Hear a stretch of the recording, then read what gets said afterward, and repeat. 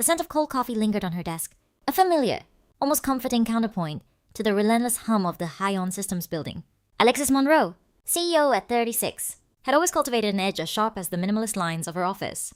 But tonight, a different kind of edge prickled beneath her skin as she watched the surveillance screen. In the bottom right corner, Daniel Wright, the night shift janitor, moved with quiet, almost spectral efficiency. He paused at the chief technical officer's workstation. No rush, no panicked glances, just a few lines typed. A small storage device slipped into his pocket.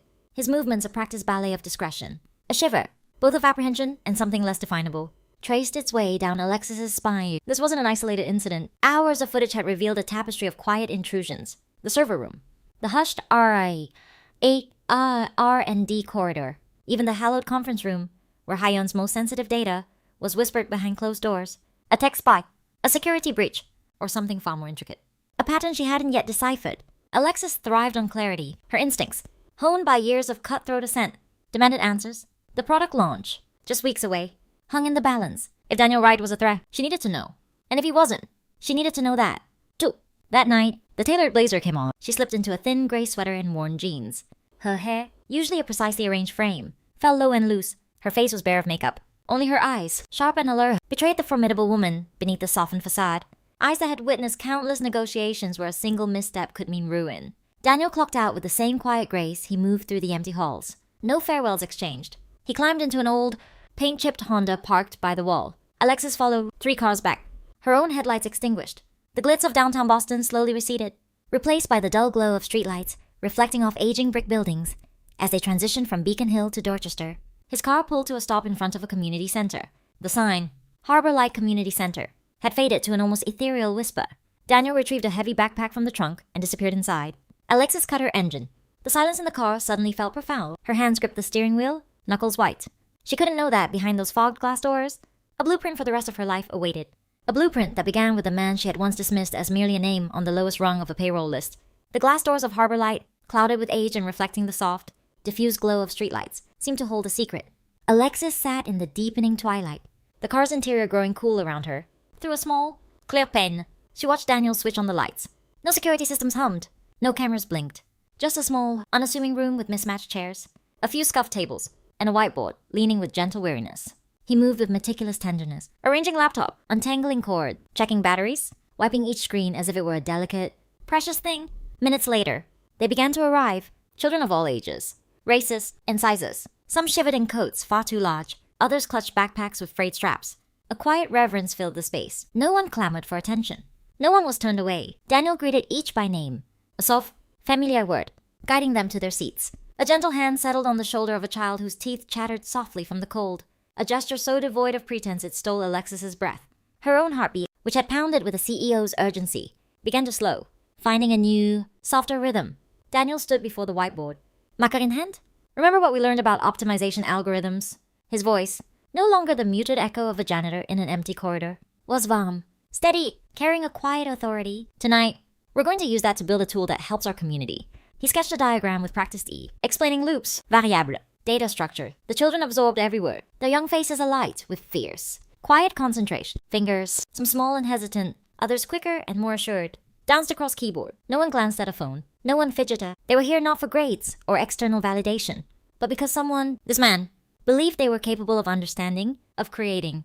A curly-haired girl in the front, Lucia, raised her hand. Sir, could we use this structure to fix the center's database? Tu. Daniel's nod was immediate, a subtle spark in his eye. Exactly. Lucia. That's the real-world application I had in mind. Alexis found herself holding her breath. Lines of code filled the screen. Not simple beginner exercises, but complex system architecture. Enough to challenge a college student.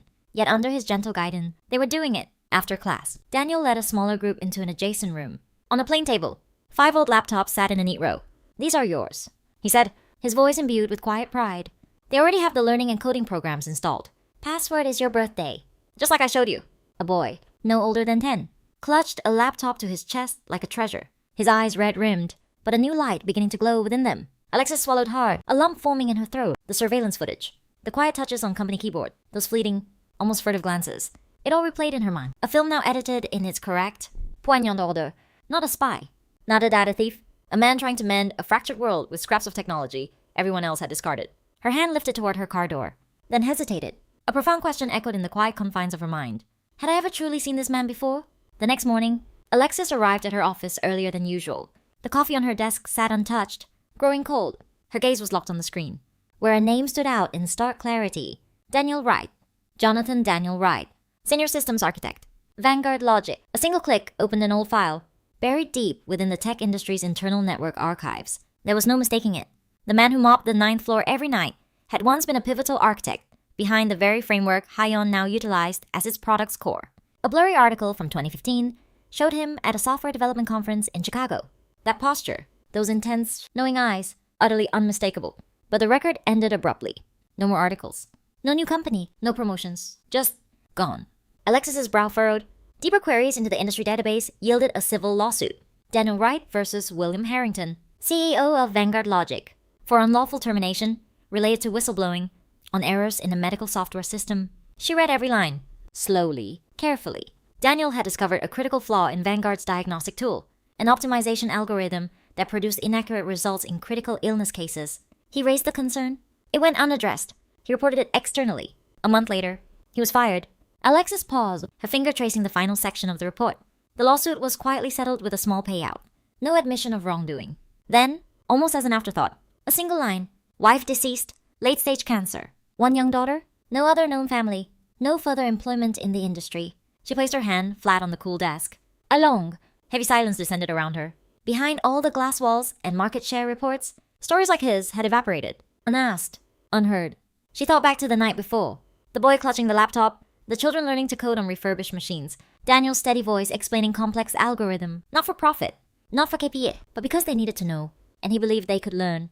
The last vestiges of doubt, the last tremors of suspicion, dissolved. The man she had once perceived as a threat had helped build the very foundation she now led, and had lost everything, for something few people still possessed, technical conscience.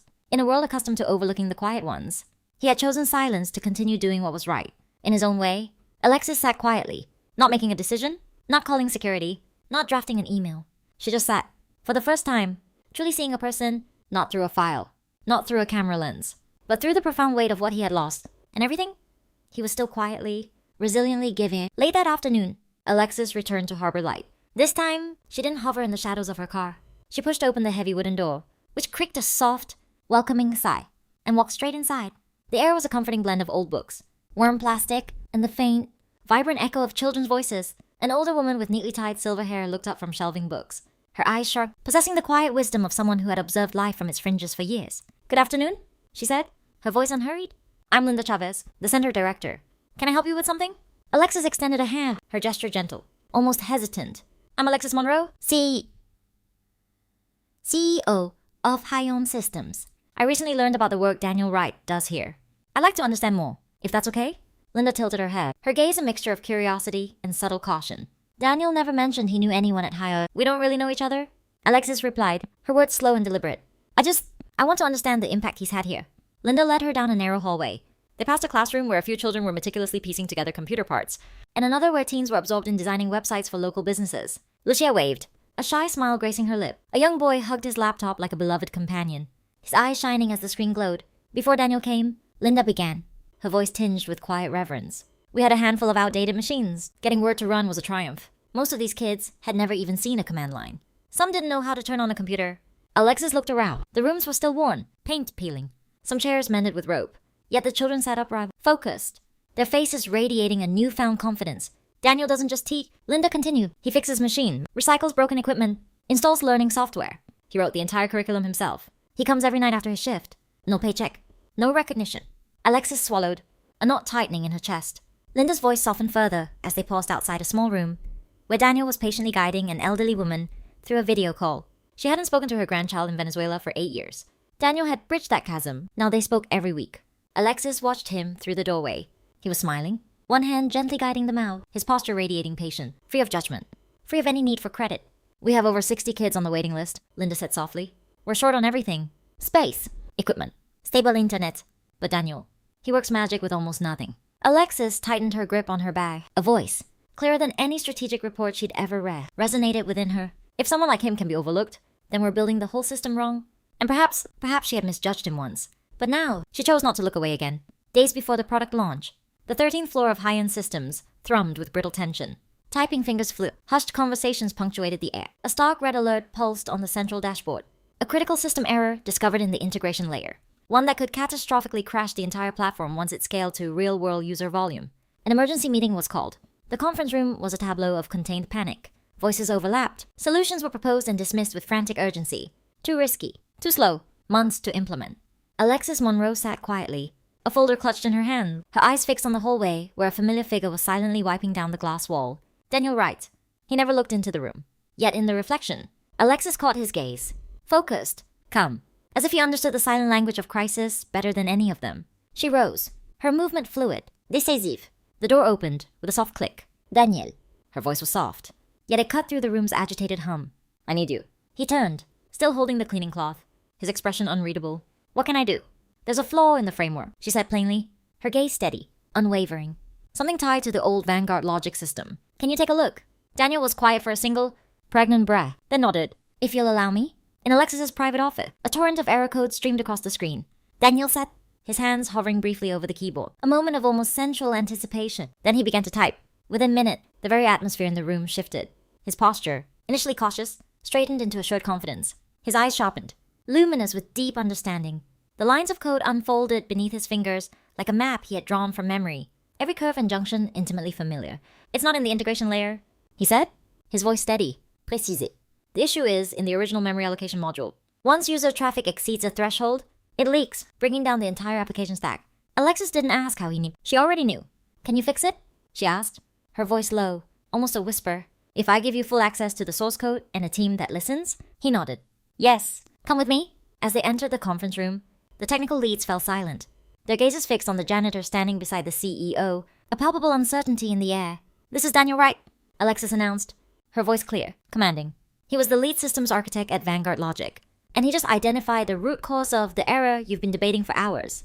Her eyes swept across the stunned faces. For the next 48 hours, he'll be working directly with the development team. I suggest you listen. Days later, the product launched precisely on schedule.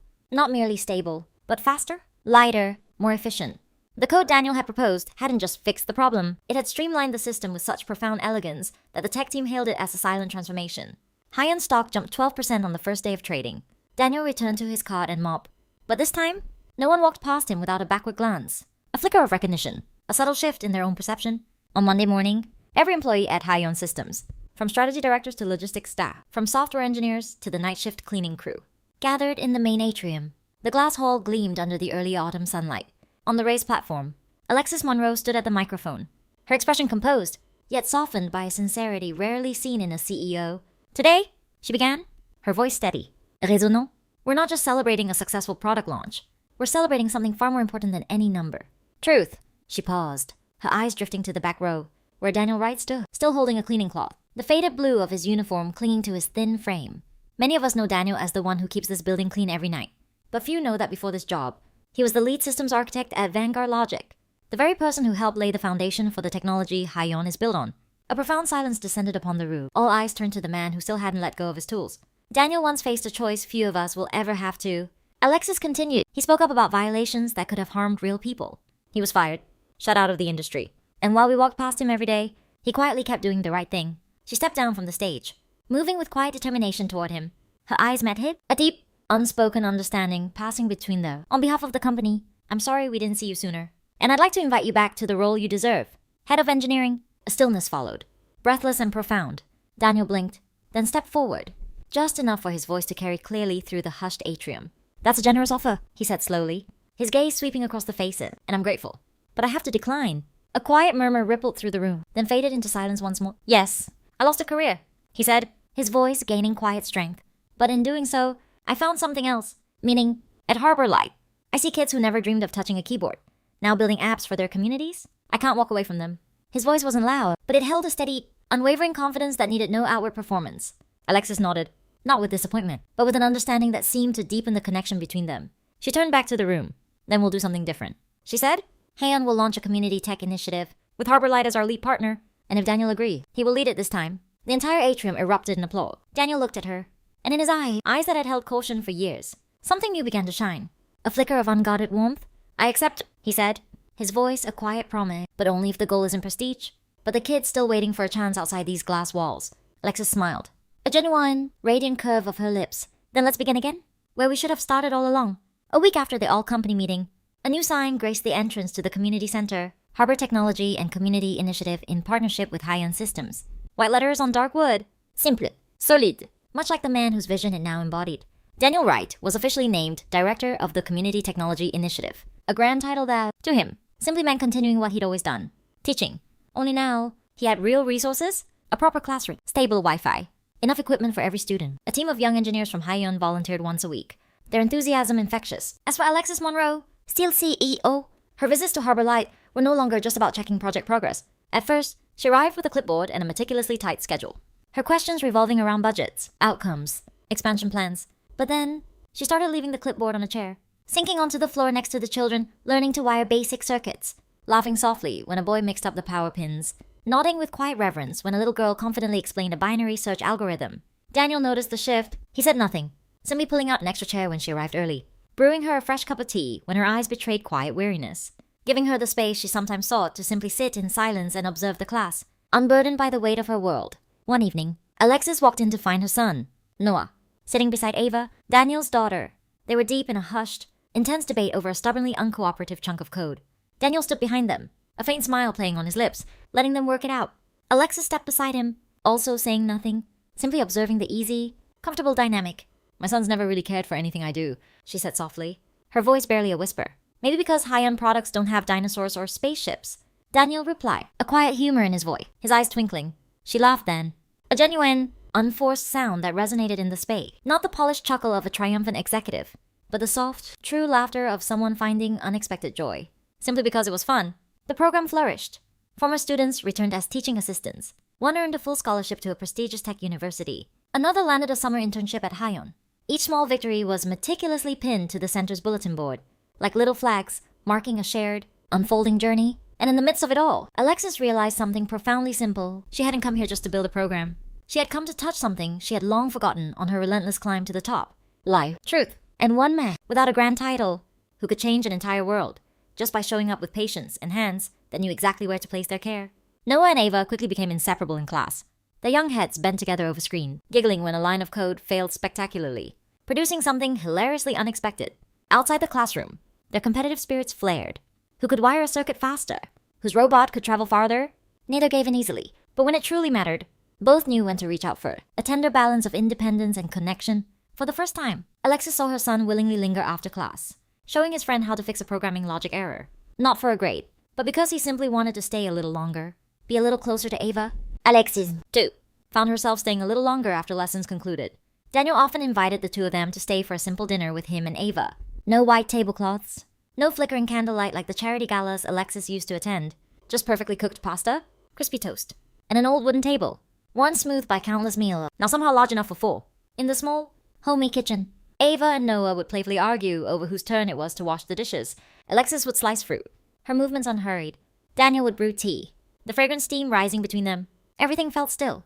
For the first time in years, she realized what it meant to sit next to someone without needing to fill the air with words, without having to maintain an image. Daniel didn't ask her about next quarter's strategy. She didn't ask him about old wounds.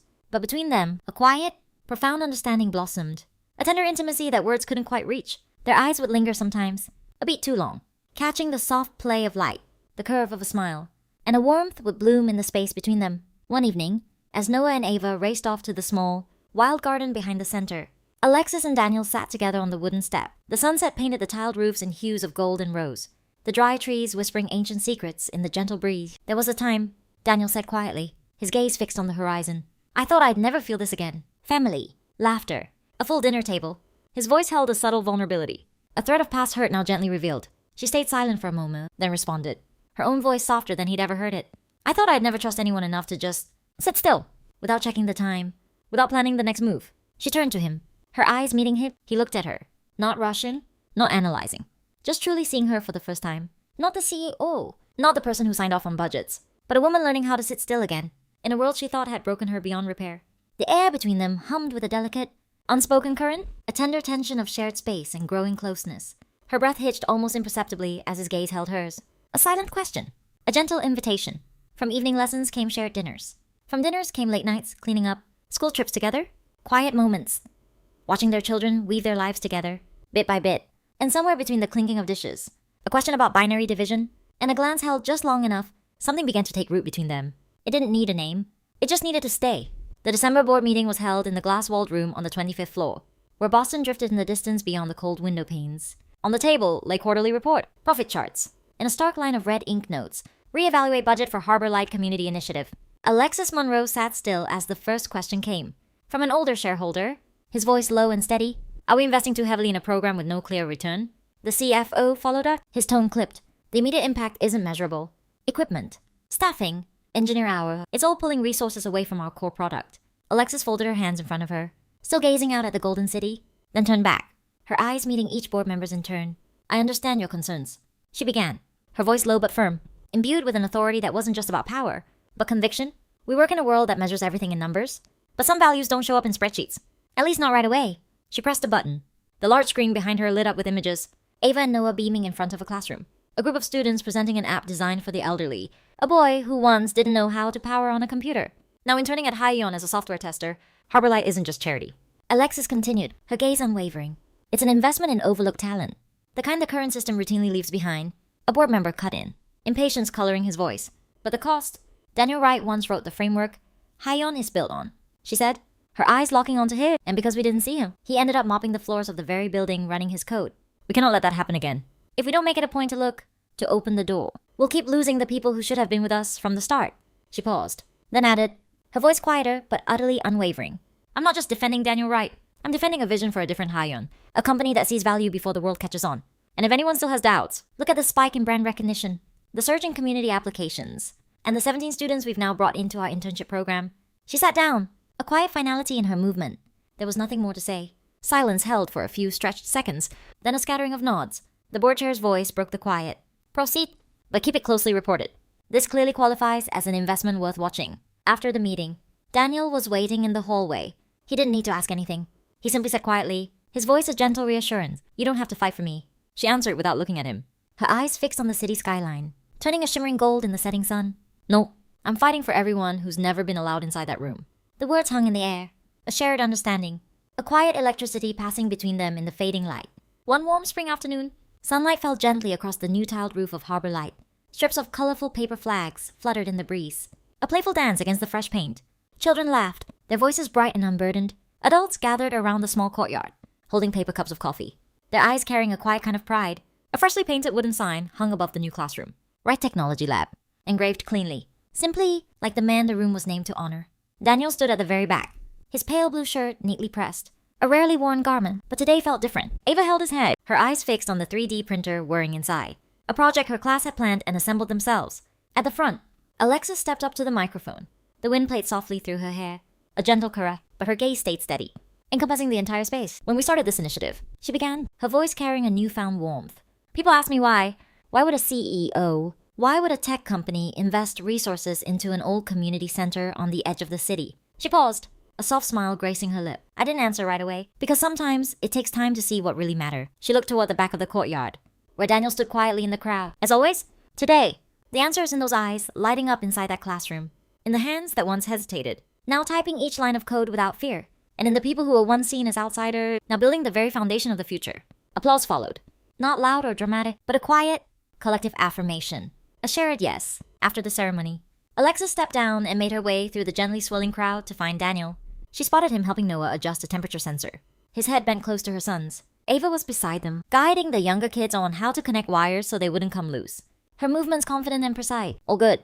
She asked softly as Daniel turned to her. He nodded, a hint of a smile touching his lips. They're already doing better than we did at their age. She laughed, not the sharp, triumphant laugh of an executive, but a soft, contented exhale, as if she had finally found where she belonged. They walked together out into the yard, where fresh green grass was stubbornly sprouting after the renovations. Noah and Ava were engaged in a spirited relay race with new friends, their laughter ringing out like a string pulled to exactly the right, joyful note. Daniel gently took Alexis's hand, his fingers warm against her, a silent, intimate gesture. You saw. He didn't ask. He didn't need to. She held his hand back, her grip sure and tender. No longer CEO and employee. No longer executive and someone the industry had once pushed aside. Just two people who had once lost their way, now quietly redefining what it meant to lead. What it meant to simply be. The old building now wore a new skin, bright and promising. But what truly changed wasn't the bricks or the upgraded equipment. It was the people. It was how a child was called by name. truly seen. It was a hand extended not for business cards, but in belief. This story doesn't end here, because some architectures, like some people, need time to reveal the full, intricate beauty of what they're made of, and at Harbor Light, that journey had only just begun.